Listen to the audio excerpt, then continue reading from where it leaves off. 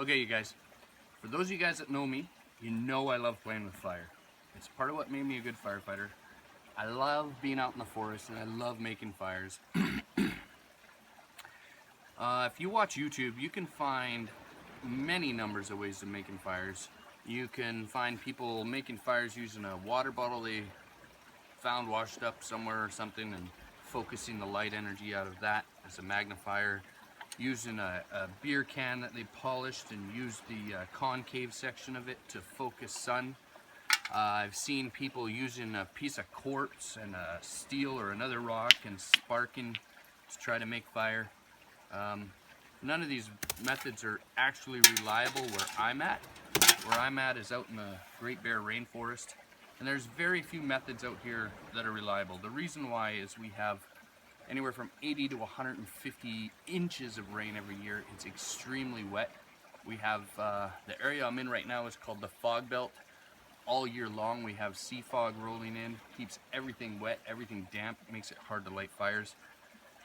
The most reliable method is what I'm going to talk about, and that's using char cloth or chaga if you have it, which we don't have chaga with us because there's no birch around here.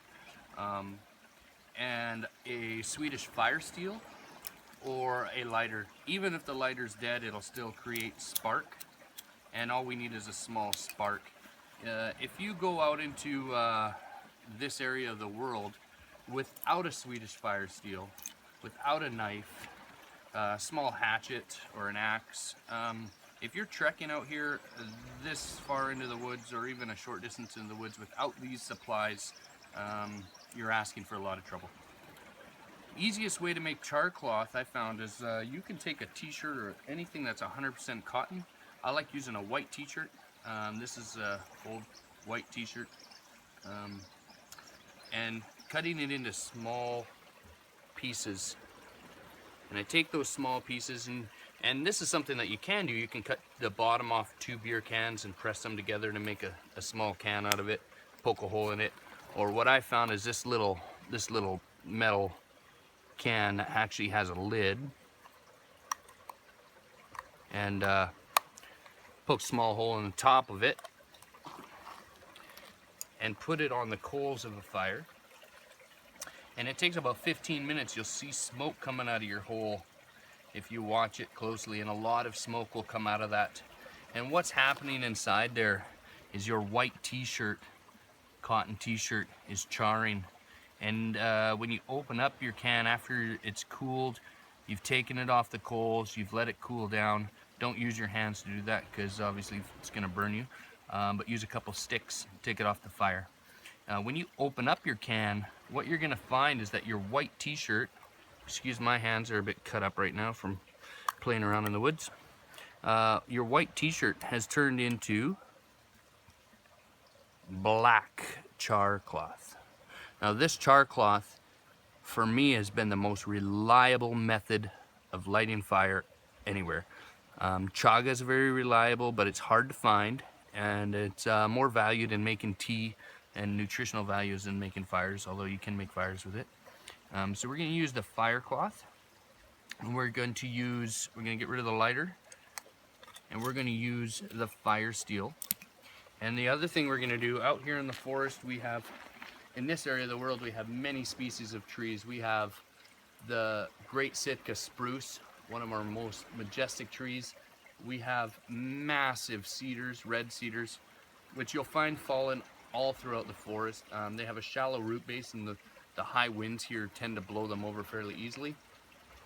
We have pine, we have fir, we have arbutus. Arbutus burns really long and hot, so it's a great wood. It is split up. If you find one down, don't chop down a live one, but if you find one down or a dead branch off of it, it's a great long-lasting fire wood. But what we're going to use is western red cedar. I found some small pieces of it. Western red cedar is full of oils. It's probably the #1 best wood I've found for lighting fires out here. Even if it's wet, it'll still burn very well and hot. It burns quickly though, because the oils in it will actually create a great fuel source for burning. So you want to have another another wood with you for longer lasting. This is just a very good fire starter. So we're gonna light our fire. I'm gonna move to the leeward side of the wind so the wind's not blowing the fire in my face. Where you light your fire is also important. I've cleared a piece of ground here, so I have gravel. This is a gravel base.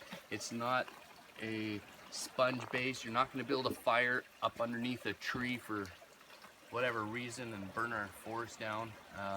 That fire can travel down into the root systems, follow the roots, come up somewhere else. And as we know on the news lately, it's been forest fires have been great. Those people that did put videos online just quickly about lighting fires with beer cans and water bottles, that's another reason not to litter. You can start forest fires that way. So I'm gonna move up here.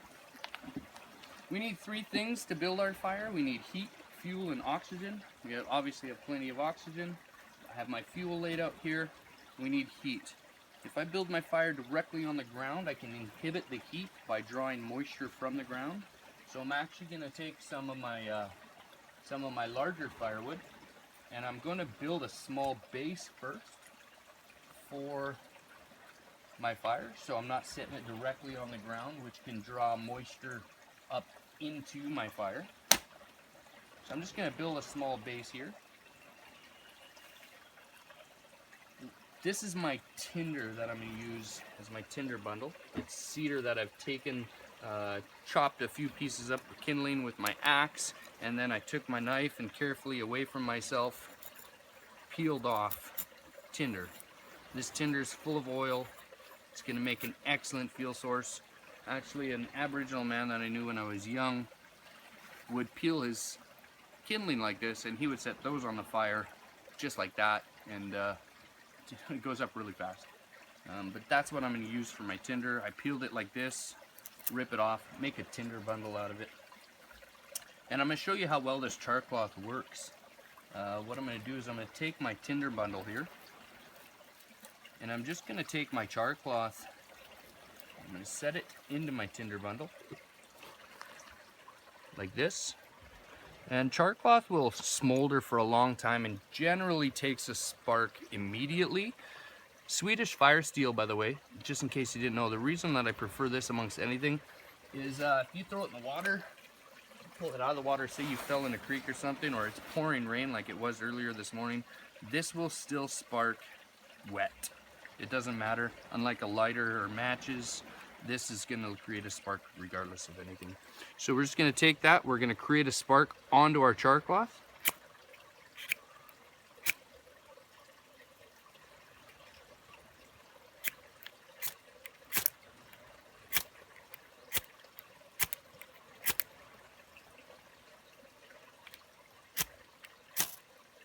There we go. Took a little more than general, but you can see the char cloth starting to smolder there. That will not go out. If it's pouring rain, shield it with your hands, but it's not going to go out at all. It's going to smolder away. A couple little breaths in here. Fold it inside your bundle.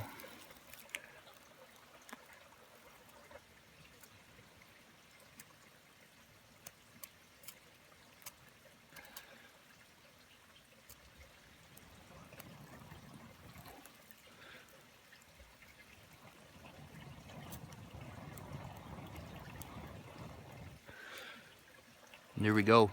We have fire. Now this cedar, like I said, is gonna burn hot.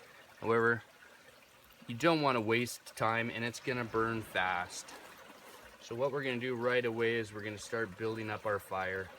If you build it in a shape somewhat like a teepee, what's gonna happen is the fire is gonna superheat the fuel above it, making it ignite even better. If this cedar's wet from the rain, doesn't matter. That heat will still dry it out and it'll burn. The resins inside of it will burn great. I'm just gonna build it up like a teepee shape, I would guess you'd call it. And that is the most reliable way that I have found at all to make fire on the west coast of British Columbia out here in the rainforest. Continue building your fire, and there you have it.